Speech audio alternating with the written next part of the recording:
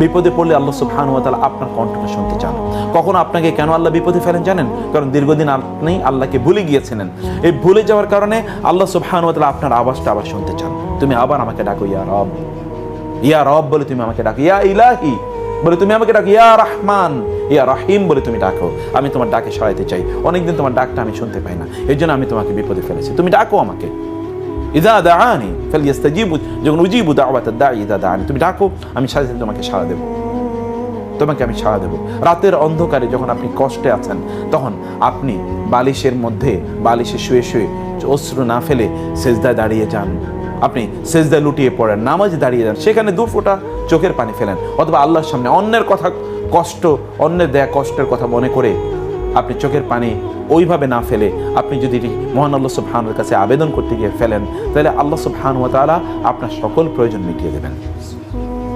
সেই সুযোগ তো আপনার সামনে অবারিত, এটা তো আপনার প্রপার্টি, ওয়েলথ, এটা যত্রতত্র আপনার ব্যয় করার কোনো অর্থ নাই। যেন তাকদীরের প্রতি বিশ্বাস স্থাপন, এটা আমাদের 1 নম্বর ইস্যু, মনে রাখা দরকার। যা ঘটার তা ঘটবেই, এটাকে কেউ ঠেকাতে পারবে না, কারো পক্ষে ঠেকানো সম্ভব নয়। যা ঘটার তা ঘটবেই। রাসূলুল্লাহ সাল্লাল্লাহু আলাইহি ওয়াসাল্লাম সে কথা বলেছেন, ওয়ালাম আন্নামা আখতাকা লাম ইয়াকুন লিয়ুসিবুক, যা ঘটবে তাকে তুমি কখনোই বাধা দিতে পারবে না।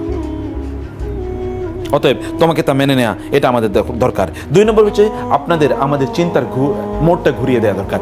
যেই জিনিসটা আমাকে পেরেশানিতে ফেলছে, সেই দিক থেকে আমার চিন্তার মোড়টা ঘুরিয়ে অন্য কোথাও আমাদের নিয়ে যাওয়া দরকার। যদি আমরা সেটা নিতে পারি, তাইলে কেবলমাত্র আমাদের দেখবেন যে আমাদের সমস্যার সমাধান হয়ে যাবে। রাসূলুল্লাহ সাল্লাল্লাহু আলাইহি ওয়াসাল্লাম বলেছেন, আপনাদেরকে এই কথা বলি, রাসূলুল্লাহ সাল্লাল্লাহু আলাইহি ওয়াসাল্লাম বলেন, মান জাআলা হুমুমা হাম্মান ওয়াহিদান হাম্মা আখিরাতি কাফাহুল্লাহু হাম্মা দুনিয়াহু ওয়া মান তাশাআবাত বিহিল হুমুমু ফি আহওয়ালি দুনিয়া লাম ইউবারিল্লাহু ফি আইয়ি আওদিয়াতিন হালাকা।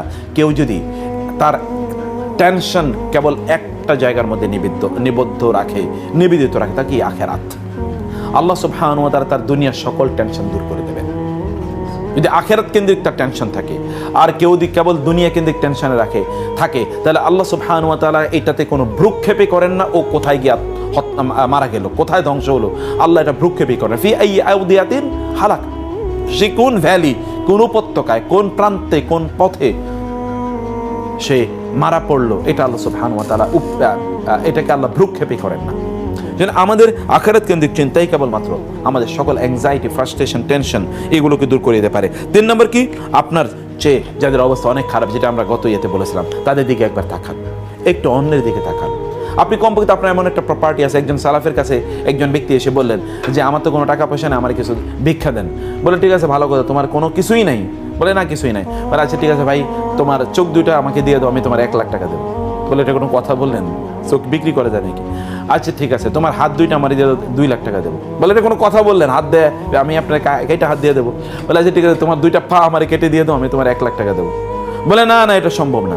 বলে আচ্ছা ঠিক আছে, তোমার কিডনি 2টা আমার দিয়ে দাও, আমি তোমার 2 লাখ টাকা দেবো। এইভাবে তাকে হিসাব করতেছে। বলে আচ্ছা, তোমার এখন এই সম্পদ যা তোমার শরীরে আছে, এগুলোর দামেই তো আমি প্রায় 30-40 লাখ টাকা বললাম।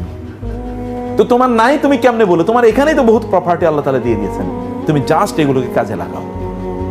তোমার তো আছে, তোমার তো আছে, তুমি কি নাই কি বলছো? তুমি নাই কোথায়? নাই কেবলমাত্র তোমার কোথায়? মগজে নাই, যে সত্যিকার অর্থে সেটার এক্সিস্টেন্স আছে।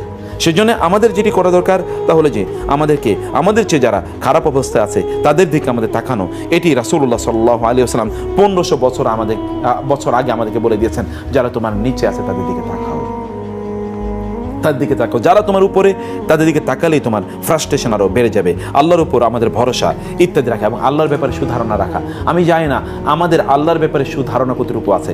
যারা কাফের, মুশরিক, মুনাফিক, এদের ব্যাপারে আল্লাহ তাআলা বলেছেন, আয-যান্নিনা বিল্লাহি যান্নাস সাউ আলাইহিম দাইরাতুস সাউ ওয়া গাদিবাল্লাহু আলাইহিম ওয়া লাআনাহুম।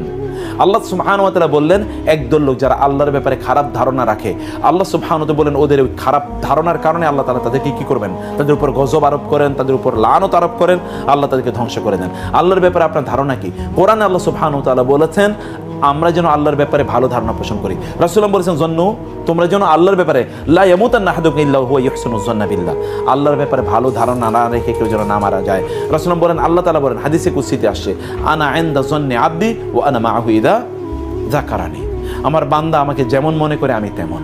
আপনি যদি মনে করেন, এই অনুভূতি যদি আপনার অন্তরে আপনি তৈরি করতে পারেন, আমার রব আমাকে কখনোই ধ্বংস করবেন না, তিনি কখনোই আমাকে বিপদে ফেলবেন না, আমার জন্য অকল্যাণ তিনি করবেন না, এই বিশ্বাস যদি সত্যিকার আল্লাহর কসম অন্তরে লালন করতে পারেন, আল্লাহ সুবহানাহু ওয়া তাআলা আপনার হয়ে যাবেন ইনশাআল্লাহ। রাসূলুল্লাহ সাল্লাল্লাহু আলাইহি ওয়াসাল্লাম সে কথাই বলেছেন, আল্লাহ তাআলা বলেন, যখন আমার বান্দা আমার হয়ে যায় তখন আমি তার হয়ে যাই। তো আল্লাহর জন্য আপনি হয়ে যান, তাহলে আল্লাহ সুবহানাহু ওয়া তাআলা আপনার টেনশন, অ্যাংজাইটি তো আল্লাহ তাআলা দূর করে দেবেন, তিনিই তো দূর করে দেয় মালিক আল্লাহ সুবহানাহু ওয়া তাআলা। আলহামদুলিল্লাহিল্লাযী আযহাবা আন্নিল হাযান, কোরআনে আছে যে সেই আল্লাহর জন্য প্রশংসা যিনি আমার টেনশন দূর করে দিয়েছেন। ইন্নামা আশকু বাসি ওয়া হুজনি ইলাল্লাহ ওয়া আ'লামু মিনাল্লাহি মা লা তা'লামুন।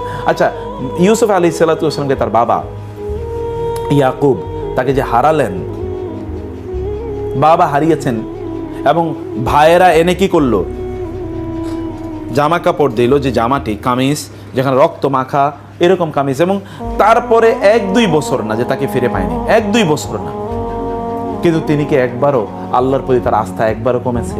তিনি বলেননি সূরা ইউসুফটা। এই জন্য যাদের ফ্রাস্ট্রেশন আছে তারা সূরা ইউসুফ পড়া দরকার।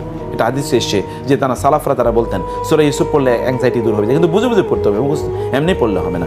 সূরা কি হচ্ছে, তিনি বলেছেন ইন্নামা আশকু বাসি ওয়া হুজনি ইলাল্লাহ, আমার সকল ব্যথার কথা আমি কাকে বলছি?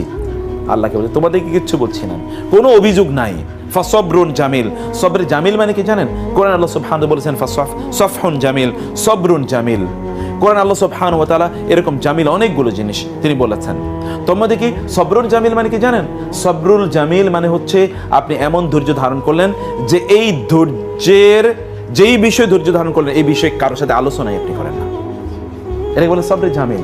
এবং আপনি দেখবেন গোটা সূরায় একটা জায়গাও আপনি দেখবেন না যে ইউসুফ আলাইহিস সালামের ব্যাপারে ভাইদেরকে ইউসুফের বাবা বারবার ডেকে বলে যে আমার ছেলের কি করছে বলো, এই তোমরা কি করছো, তোমরা হত্যা করছো, কোথাও দেখবেন না, কোথাও কোনো আলোচনা নাই, কেবল অপটিমিজম। 1-2টা জায়গায় যে আলোচনা আছে কেবল অপটিমিজম। তোমরা যখন ওইখানে ঢুকবে তখন তোমরা এক দরজা দিয়ে ঢুকো না, তোমরা কি উদখুলু মিন আবওয়াবিম মুতাফাররিকা। ইউসুফ আলাইহিস সালাম এর যখন তার ভাইরা যখন ইয়েতে যাচ্ছিল মিশরে, এখান থেকে খাবার নিয়ে আসার জন্য, বাবা বলে দিয়েছেন এক দরজা দিয়ে ঢুকো না, বিভিন্ন নাসিহা। আমি আশা করছি তারা দুজন আমার কাছে ফিরে আসবে একেবারে শেষে। এর মধ্যখানে কেবল বিভিন্ন ঘটনা, ওই জায়গায় কোনো আলোচনাই নাই। এই যে বিষয়টি যেটা আমরা বলছিলাম, এখানে তিনি কিন্তু কোথায় তার অভিযোগের কথা কার কাছে বললেন? মহান আল্লাহ সুবহানাহু ওয়া তাআলার কাছে। এবং কি ঘটেছে দেখেন তো, মিরাকলটা কি, মিরাকলটা দেখেন তো। শুধু কি ছেলেকে ফিরে পেয়েছেন? ছেলেকে সম্রাট আকারে ফিরে পেয়েছেন, সম্রাট আকারে। এবং এই ঘটনা আপনাদের আমাদের জীবনে ঘটতে পারে যদি আমরা আপনি যদি গোটা ঘটনা দেখেন, তাহলে there is a gap of at least 36 to 40 years, 36 থেকে 40 বছরের একটা গ্যাপ আছে এখানে। যখন তিনি তাকে ফিরে পেয়েছেন, 40 বছর পরও সন্তানকে ফিরে পাওয়া যায় যদি ব্যক্তিরা আল্লাহর উপর তাওয়াক্কুল রাখে। দ্বিতীয় ঘটনা হচ্ছে ইব্রাহিম আলাইহিস সালাতু ওয়াস সালাম আল্লাহর কাছে দোয়া করলেন আল্লাহ যেন তাকে সন্তান দেন। আচ্ছা, এমন কি তার স্ত্রী যখন ইসহাকের মা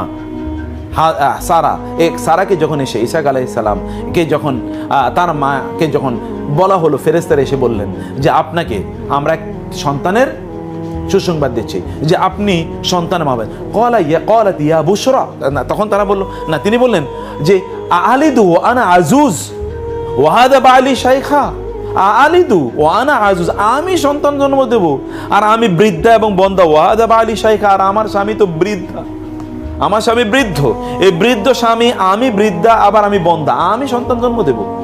তিনি অবাক হয়ে বলছেন, তারপরে কি তার সন্তান হয় নাই? হয়েছে কিনা? হয়েছে তো। জাকারিয়া আলাইহিস সালাতু ওয়াস সালাম মারিয়ামের ওইখানে মেহরাবে গিয়ে দেখলেন তিনি খাবার খাচ্ছেন। কোত্থেকে এগুলো আসলো তোমার? তিনি বলেন, মারিয়াম বলেন ইন্নাল্লাহু ইয়ারযুকু মান ইয়াশাউ বিগাইরি হিসাব, হাযা মিন ইনদি রাব্বি, আল্লাহর পক্ষ থেকে খাবার এসে ফল। তিনি তখন সেখানেই থেকে এসে তিনি তার মেহরাবে দাঁড়িয়ে গেলেন। মেহরাবে দাঁড়িয়ে তিনি বললেন কি, রব্বি লা তাযারনি ফারদান ওয়া আনতা খায়রুল ওয়ারিসিন, হে আল্লাহ, আমারও তুমি মারিয়ামের একটি সুন্দর একটা সন্তান, ওর জন্য তুমি আসমান থেকে খাবার নাজিল করে দিয়েছো, আমার যদি এরকম একটা সন্তান হতো। সূরা মারিয়ামে আছে একেবারে শুরুতে তিনি বলেছেন, ইন্নী, হে আল্লাহ, ওয়া ইন্নী খিফতুল মাওয়ালি মিন ওয়ারাই ওয়া কানাত ইমরাআতি আকিরা ফাহাবলি মিন লাদুনকা ওয়ালিয়া। আল্লাহ, আমি মাওয়ালিদেরকে ভয় পাই, যখন আমি মারা যাব এই মাওয়ালিরা আবার ধর্ম পরিত্যাগ করে কিনা। আমি এই ভয়ে আছি, ও আমরাতে আখেরা, কিন্তু আল্লাহ আমি তোমাকে কিভাবে বলি, আমার স্ত্রী তো বন্ধা, বৃদ্ধা, বন্ধা, তারপরও তুমি আমাকে সন্তান দাও, কারণ আমি তোমার কাছে চেয়ে কখনোই নিরাশ হইনি, আমি তোমার কাছে চেয়ে কখনোই নিরাশ হইনি। ওয়ালাম আকুম বিদুআইকা রব্বি শাকিয়া, আল্লাহ তোমার কাছে চেয়ে তো কখনো নিরাশ হইনি, এই জন্য আমি বৃদ্ধ, আমার স্ত্রী বৃদ্ধা, বন্ধা, এরপর আমি তোমার কাছে চাই। আপনি কোন একজন বৃদ্ধ টুলটুলে হাঁটতে পারতেছে না, এরকম একজন বলে আল্লাহ তুমি আমার একটা সন্তান দিও। কোন এক যুবক এসে হুজুরের প্রতিদিনই বলে আমার জন্য একটু দোয়া করে, আমার জন্য একটা ছেলে হয়। তো প্রতিদিনই দোয়া করে, 1-1.5 বছর পরে বলে যে আপনি এত দোয়া করেন, কোনো ছেলে হয় নাই তো, কোনো সন্তান হয় নাই তো। তো হুজুরের চিন্তা করে যে আসলে ওরে যে প্রতিদিনই দোয়া করি, বিয়ে করছে কিনা জিজ্ঞেস করি, তুমি কি বিয়ে করছো? বলে না, এখনো তো বিয়ে করিনি। তো বিয়ে না করলে সন্তান হবে কোত্থেকে? তো আগেও তাকে প্রসেসে ঢুকতে হবে, এই প্রসেসে তো তারা নাই, তারা অলরেডি বৃদ্ধা, বৃদ্ধ, বন্ধা, তারপরেও তাদের প্রত্যাশা। যদি কেউ প্রত্যাশা আল্লাহর কাছে করতে পারে, তাহলে মরুভূমি তো আল্লাহ সুবহানাহু ওয়া তাআলা কি ফুল এবং ফল তৈরি করে দিতে পারেন না? অতএব সেটি আল্লাহ সুবহানাহু করে দিতে পারেন যদি আমরা সত্যিকার অর্থে আল্লাহ সুবহানাহু কাছে সেভাবে চাইতে পারি। এরপরে যেটা বলতে তাহলে যে ধৈর্য ধারণ করা, ধৈর্যের সবুরে মেওয়া ফলে আমরা বলি, মেওয়া শব্দটা আসলে মাওয়া, ফা ইন্নাল জান্নাতা হিয়াল মাওয়া, মাওয়াটাকে আমরা বলি মেওয়া। মাওয়া, মাওয়া মানে হচ্ছে তার জন্য অসাধারণ সুন্দর বাসস্থান আল্লাহ সুবহানাহু ওয়া তাআলা ব্যবস্থা করে রেখেছেন। কোরআনে আল্লাহ সুবহানাহু বললেন ইন্নামা ইউওয়াফাস সাবিরুনা আজরাহুম বিগাইরি হিসাব, যারা ধৈর্য ধারণ করে তাদের জন্য আল্লাহ সুবহানাহু ওয়া তাআলা হিসাব ছাড়া আল্লাহ সুবহানাহু ওয়া তাআলার জন্য ব্যবস্থা করে রেখেছেন, কি তার জন্য প্রতিদান আল্লাহ সুবহানাহু ওয়া তাআলা ব্যবস্থা করে রেখেছেন। রাসূল বললেন ওয়ালাম আন্নান নাসরা মা'আস সাবর, আপনার বিজয় আসবে ধৈর্যের মাধ্যমে। ধৈর্য ধরুন, ধৈর্য ধরুন, ধৈর্য ধরুন, এর উপর আর কোনো কথা নাই। ধৈর্য ধরুন, ফাসবির সাবরান জামিলা ইন্নাহুম ইয়ারাউনাহু বাঈদা ওয়া নারাহু কারীবা। সবর, আল্লাহ তার রাসূলকে বলছেন ফাসবির সাবরান জামিলা, আপনি সবরে জামিল, এই যে আগে যেটা বললাম, সবরে জামিল হচ্ছে আল্লাহ ছাড়া কারো কাছে কোনো কথা বলা যাবে না।